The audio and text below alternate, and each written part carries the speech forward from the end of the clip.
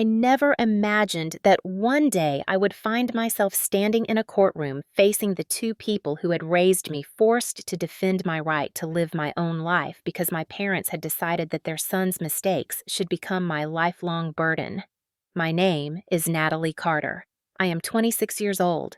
I have worked tirelessly to build a stable career in finance, and yet all of my accomplishments, all of my independence seemed invisible to the very people who were supposed to be proud of me. To them, I was not their daughter with dreams and boundaries. I was simply a resource, a bank account, a convenient solution to the chaos my older brother Daniel had created. When I first received the message from my mother saying that they expected me to cover my brother's mortgage, I thought it was a cruel joke.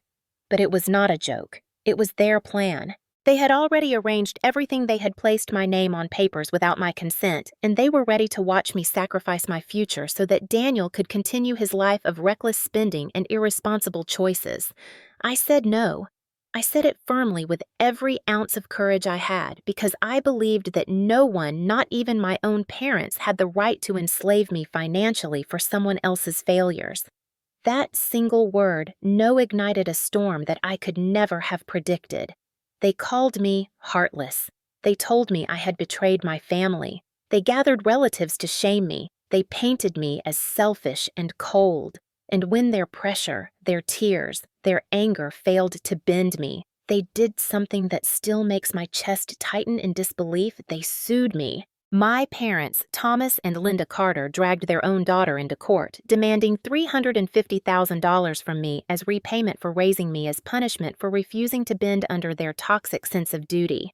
That was the moment I realized that blood ties could become chains, that love could turn into a weapon, and that the fight ahead would not just be about money, it would be about reclaiming my dignity, my freedom, and my right to say that I am not responsible for saving my brother from the mess he created. From as far back as I can remember, the story of my family was always the story of Daniel first and Natalie second, as if my existence were a footnote in his life rather than a life of my own. When Daniel was 16, my parents surprised him with a shiny used car, a silver Honda Civic that he bragged about to all his friends. At that same age, I was told that if I wanted to drive, I should work after school and save up for lessons myself, because my father believed that a girl should learn responsibility while a boy should be given opportunities. That pattern followed us through every milestone. When Daniel wanted to start a small business after high school, my parents pooled money from their savings, borrowing from relatives, even dipping into their retirement accounts, all to set him up with what they called a chance to prove himself as the man of the family. When I earned a scholarship to study accounting at a respected university, they barely attended my graduation ceremony, dismissing my achievement with a wave of the hand and a comment about how I should hurry up and find a husband instead of wasting time with numbers. My mother's voice still echoes in my head. Men carry the family name Natalie.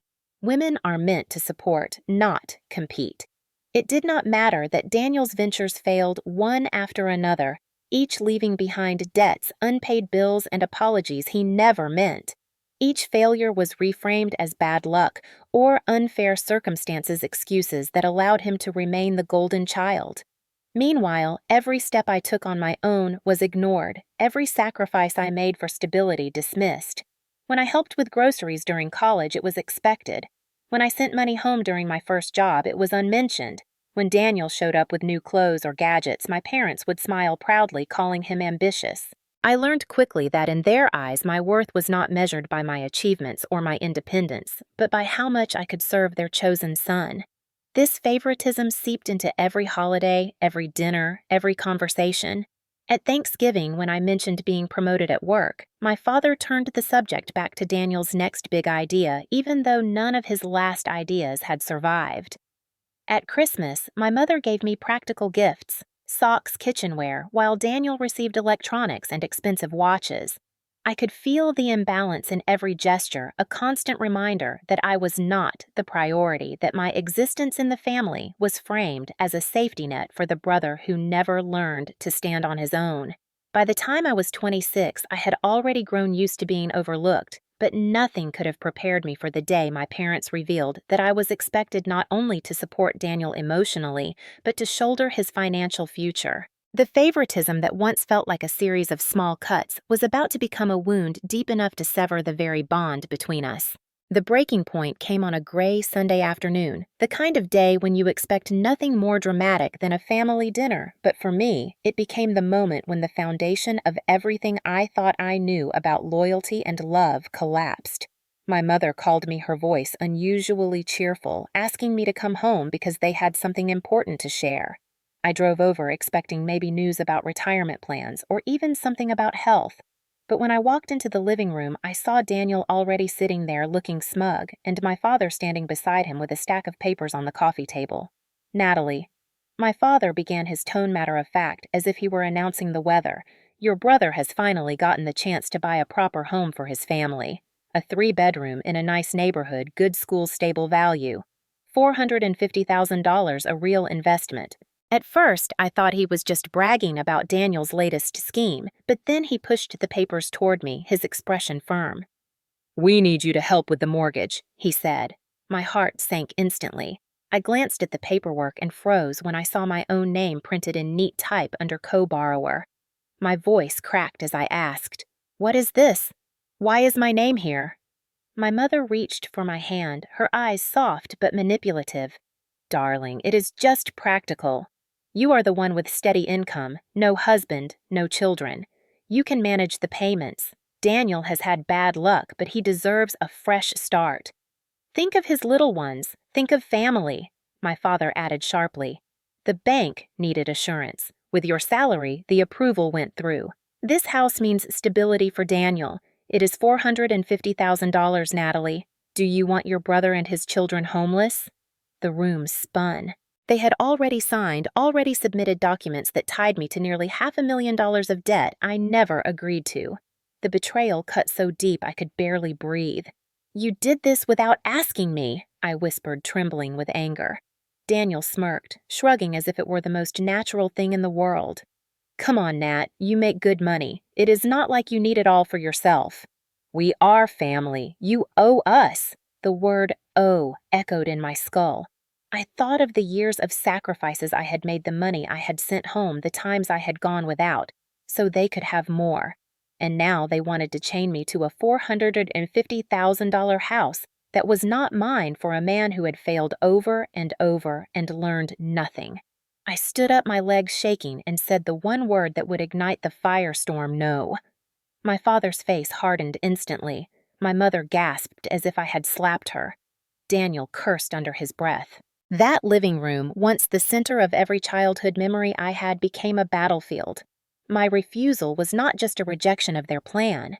It was in their eyes a betrayal of blood. I walked out of that house knowing something irreversible had been set in motion. The days that followed my refusal were a blur of ringing phones, long messages, and sleepless nights. At first, I thought maybe my parents would calm down. Maybe they would realize how unreasonable it was to demand their 26-year-old daughter carry the weight of a $450,000 mortgage for a brother who had squandered every chance given to him. But instead of silence, I received an avalanche of accusations. My mother called me the very next morning, her voice trembling with exaggerated grief. "Natalie, how could you be so heartless? Your brother has 2 children. Do you want them to suffer because of your selfishness?"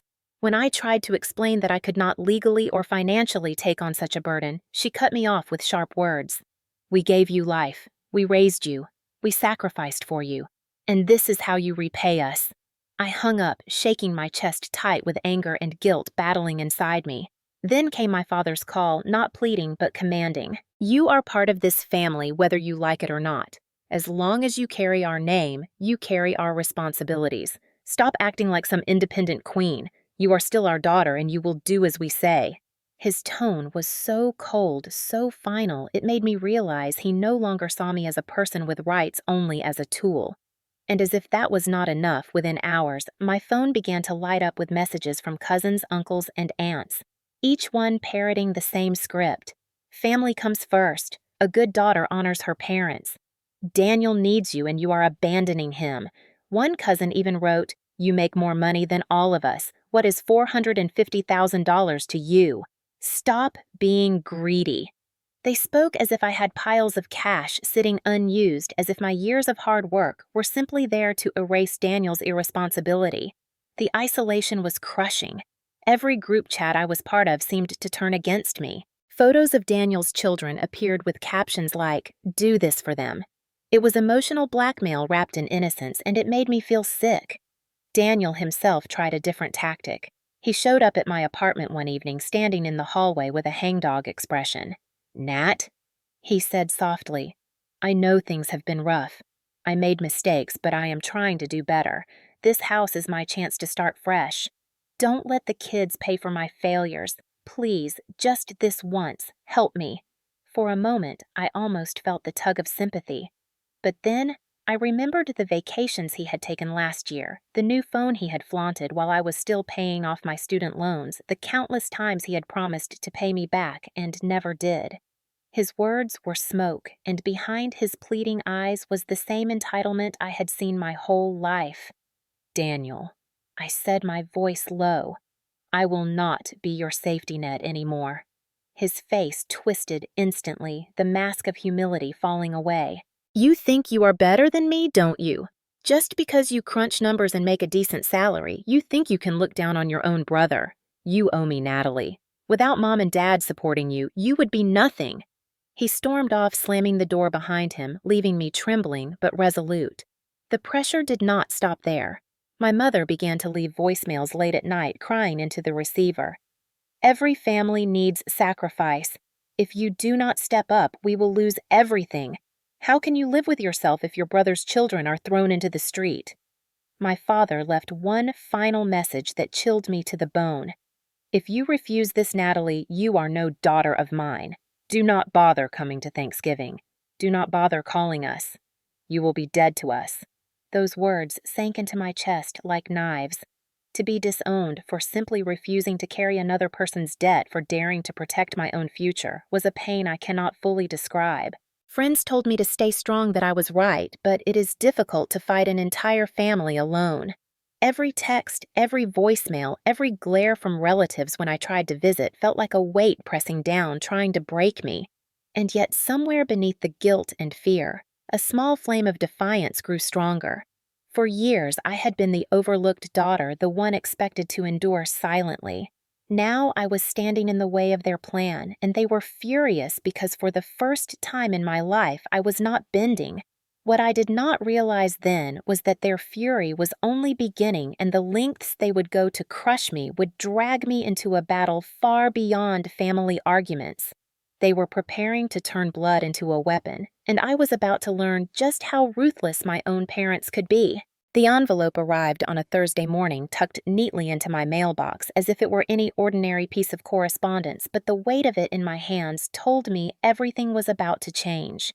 I tore it open with shaking fingers, scanning the first lines, and felt my stomach drop so violently I thought I might collapse right there in the hallway. It was a formal summons, a lawsuit filed by my own parents, Thomas and Linda Carter, demanding that I pay $350,000 to compensate them for what they described as the cost of raising, educating, and supporting me. My breath caught as I read the words again and again, disbelief warring with rage. They were suing me not for some business matter, not for some contract dispute, but for being their daughter, for daring to say no to the $450,000 mortgage they had entangled me in without my consent. The paper trembled in my hands as tears blurred my vision. I sank onto the floor of my apartment, clutching the summons, my heart pounding with betrayal so profound it felt like my entire identity was unraveling.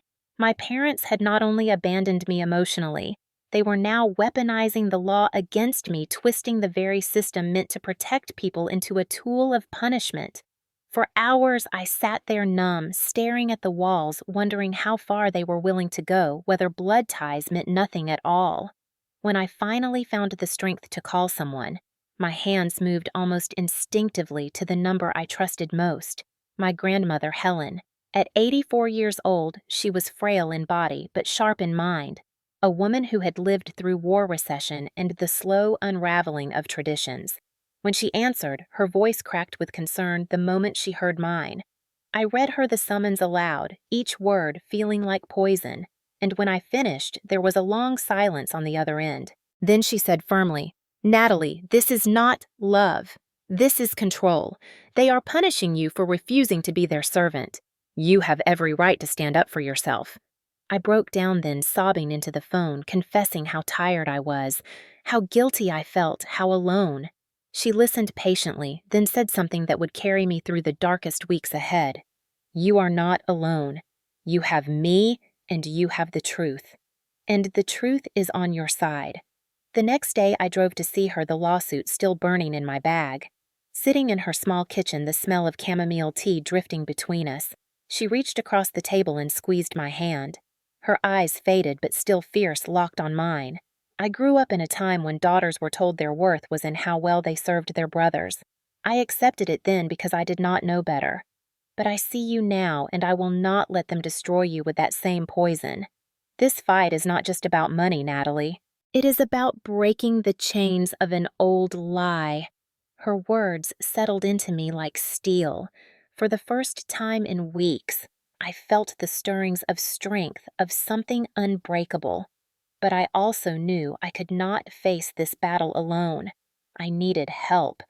That night, I researched law firms, scrolling through endless websites until one name stood out: Rachel Simmons, an attorney known for taking on cases of family disputes and financial coercion. The next morning, I walked into her office clutching the papers like a shield. Rachel greeted me with a firm handshake and eyes that seemed to cut straight through the chaos. "Tell me everything," she said. For nearly an hour, I poured out the story, from the favoritism that shadowed my childhood to the day they slipped my name onto a $450,000 mortgage, to the barrage of guilt and manipulation, and finally to the lawsuit now threatening to strip me of everything I had worked for. When I finished, Rachel leaned back, her face calm but resolute. "They do not have a legal leg to stand on," she said. "Parents cannot retroactively bill their children for raising them. This case is baseless, but what they have done with the mortgage paperwork, that is where we will focus.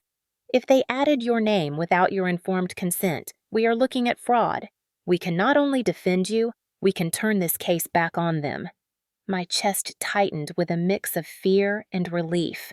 For the first time, someone was telling me I was not crazy, that the injustice was real, and that I had power to fight it.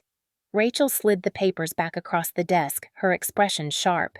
"Natalie, you have been conditioned to believe that saying no makes you a bad daughter. But in the eyes of the law, you are not a daughter here. You are a citizen with rights, and your rights have been violated." Tears filled my eyes again, but this time they were not just from pain.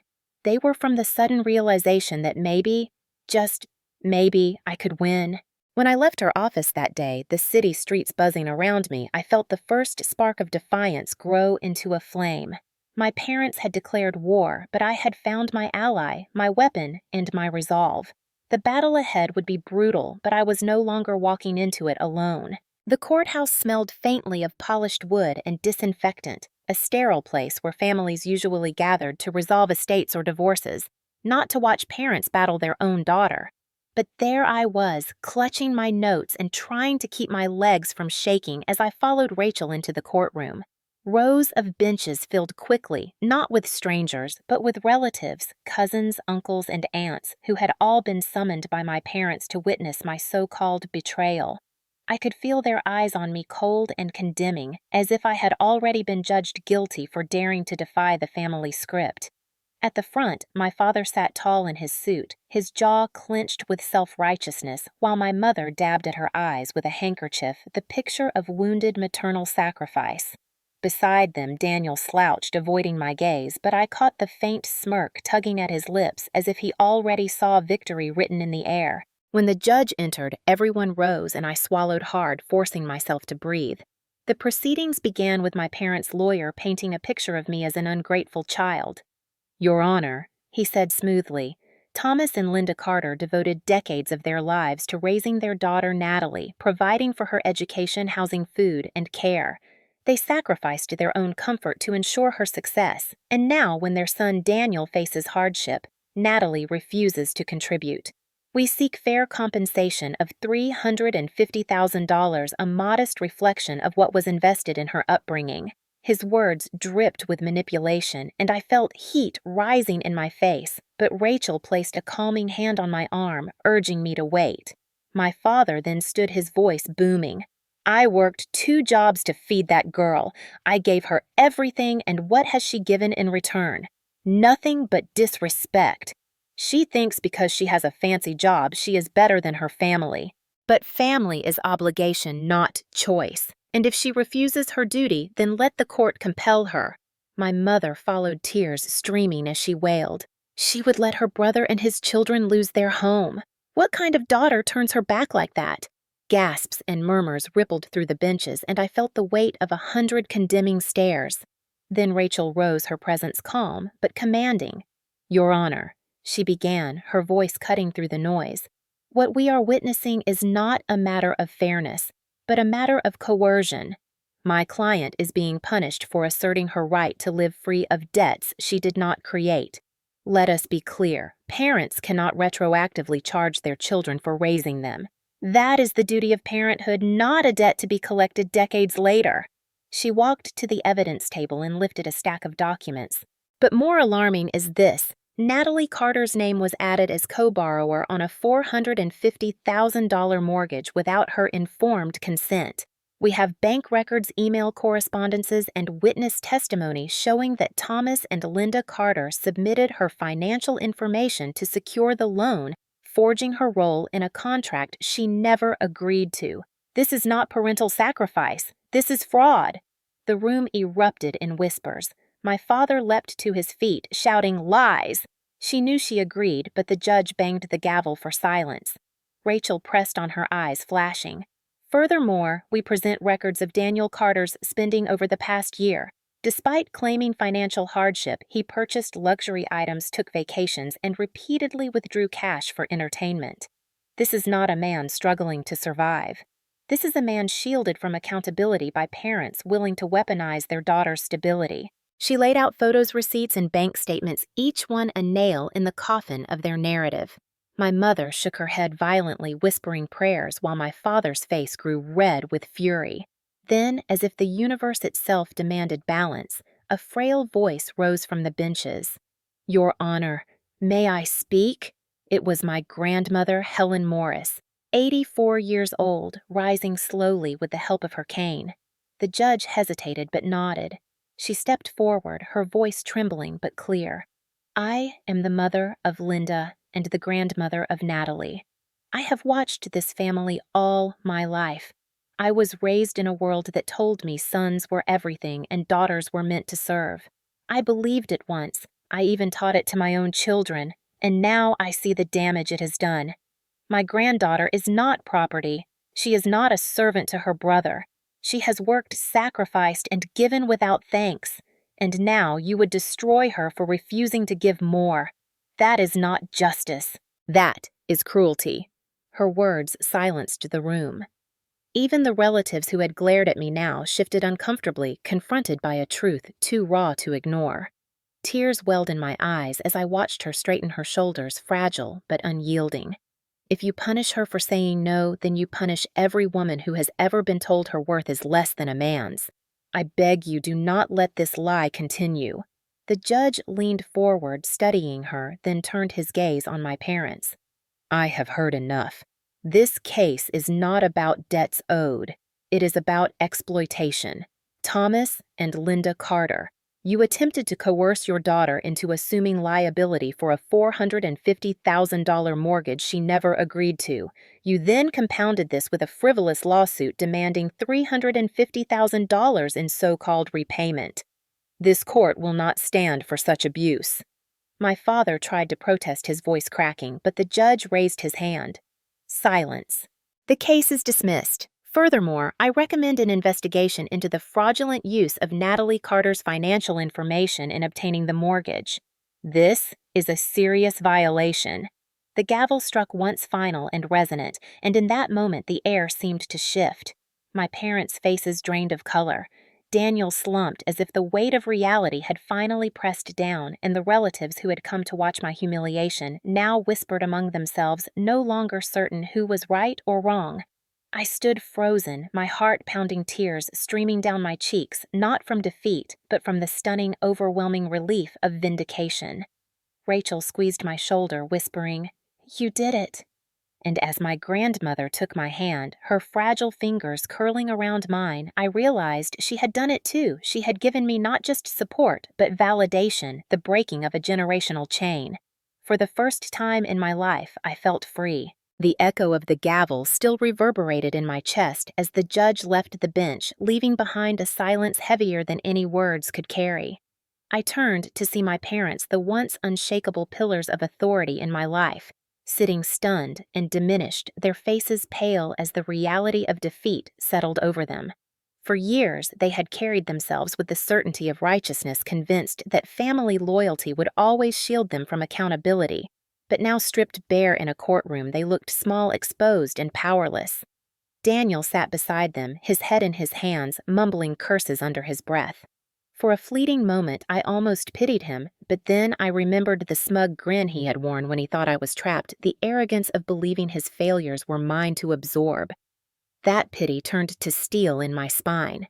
Outside the courthouse, relatives gathered in clusters, whispering furiously, some avoiding my eyes, others looking at me with a mix of shame and reluctant respect. The story spread quickly, first among family circles, then into the community. Thomas and Linda Carter had tried to sue their daughter for $350,000 and lost. Worse, their actions had triggered an investigation into possible fraud with the mortgage application. The very people who once praised them for being devoted parents now questioned their judgment, their morality, their sanity. Invitations to church gatherings dwindled, neighbors stopped waving as warmly, and the Carters' reputation, once polished, cracked beyond repair. At home, Daniel's fate unraveled quickly. The bank, alerted by the court proceedings, reviewed the mortgage file and determined the loan had been obtained under false pretenses. Within weeks, foreclosure proceedings began. The house that had been his supposed fresh start slipped from his grasp, and for the first time, Daniel faced consequences without a safety net. He raged, he pleaded, he blamed me in late-night texts filled with venom, but I did not respond. The silence was my answer. As for my parents, their pride collapsed into bitterness. My father stopped answering my calls entirely, though he had little to say beyond accusations when we last spoke. My mother left a single voicemail, her voice tired and broken, saying only, "You have shamed us, Natalie. You will regret this." But the truth was, it was not I who had shamed them. They had done that to themselves. Meanwhile, I walked into work, lighter than I had in months, no longer carrying the secret dread of financial ruin or the suffocating guilt of endless obligation. My colleagues noticed the change, the relief etched into my face, and for the first time I felt like the life I had built was truly mine, unshadowed by debts I did not owe. My grandmother Helen became my anchor through those weeks, her small apartment a refuge where we drank tea and talked about everything from recipes to memories of her youth. One evening she told me softly, "They will carry their shame far longer than you will carry this pain. You chose freedom, and freedom always comes with a cost, but it is a price worth paying." Her words carried me when loneliness threatened to creep in, when the ache of being cut off from the only parents I had ever known pressed against my chest. But even that ache grew duller with time, replaced by something sturdier: pride. Pride that I had defended myself. Pride that I had broken the cycle. Pride that I had proven, if only to myself, that I was not the expendable daughter they thought me to be. The consequences stretched far and wide. Daniel was forced to move into a smaller rental, his children caught in the chaos of his downfall. My parents lost friends, their standing in the community tarnished. And I thought I lost the fragile illusion of family unity, gained something far greater, the certainty that I could stand alone and still stand tall. When people asked what had happened, I no longer hid the truth. I told them calmly. My parents tried to sue me for refusing to pay my brother's mortgage. They lost. The shock in their eyes was always followed by admiration, a quiet recognition that I had endured something extraordinary and survived. In a world where daughters are so often silenced, I had spoken and the law had listened. The judgment was not just a legal victory. It was a declaration that my worth could not be dictated by old traditions, favoritism, or manipulation. It was justice written into the record, a line that no one could erase. In the months after the trial, life began to take on a quiet rhythm that felt foreign at first, but slowly became a source of comfort. I signed the papers for a modest one-bedroom condo, nothing extravagant, but it was mine, bought with my savings free of strings or hidden obligations. Every time I turned the key in the lock, I felt a surge of pride knowing that no one else controlled it, that I had carved out a space entirely my own. I filled the small balcony with pots of herbs and tomatoes, the soil beneath my fingernails reminding me that growth takes patience but brings reward. On weekends, my grandmother Helen would visit, leaning on her cane, but smiling as she shuffled through my door, her eyes lighting up at the sight of my little sanctuary. We would drink tea together, her stories flowing like rivers of wisdom tales of a world that once bound women to silence and sacrifice. She often paused to grip my hand, saying, "You are living the life I once wished for. Do not ever forget what you have earned." Those words meant more to me than any apology my parents could ever offer because they were rooted in truth, not manipulation. Work thrived as well. Freed from the constant anxiety of my family's demands, I threw myself into projects with clarity and energy. My supervisors noticed promotions became a real possibility, and for the first time, I felt my career was not a distraction from family duty, but the foundation of the life I was building for myself. Occasionally, I still received texts from Daniel, short bursts of bitterness. "You ruined us. I hope you are happy," but they no longer pierced me. They slid off like raindrops on glass, reminders of a storm I had already weathered. My parents remained distant, their silence a wall I no longer tried to climb. Perhaps one day they would see beyond their disappointment, but I no longer lived waiting for that day. Instead, I found peace in the small victories. Laughter with friends, the warmth of my grandmother's hugs, the satisfaction of closing my door at night, knowing it was mine to close. I realized that family is not defined solely by blood, but by respect, by love that does not demand sacrifice as proof. The court had given me justice, but I had given myself freedom, and with that freedom came dignity. I had once believed my value lay in how much I could give, how much I could endure, how much I could bend to fit the mold of a dutiful daughter. Now I knew better. My value lay in my refusal to be broken, in my insistence that my life was mine. One evening, as the sun dipped low and the sky turned amber, I sat on my balcony with Helen beside me, the scent of tomato vines heavy in the air. She looked out at the horizon and said softly, "You have ended something ugly, Natalie, but more importantly, you have begun something beautiful. This is the legacy you will carry forward." I leaned my head against her shoulder, tears pricking my eyes, and for the first time in a long time, I felt whole. The betrayal of my parents would always leave scars, but those scars had become proof of survival, proof of strength. The story was no longer about what they had tried to take from me, but about what I had reclaimed: my freedom, my dignity, my life.